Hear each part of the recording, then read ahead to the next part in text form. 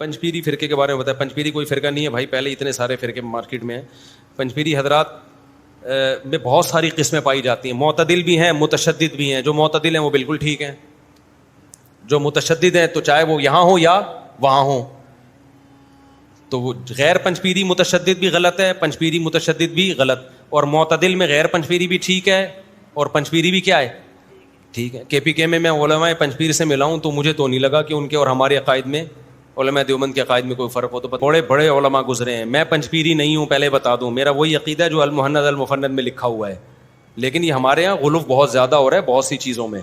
تو بڑی بڑی خدمات ہیں. میں ایسے ایسے گاؤں میں گیا ہوں, دیہاتوں میں گیا ہوں جہاں ایسا شرک تھا, پنجپیر کے علماء نے محنت کی, جڑ سے ختم کر دیا وہاں شرک کو.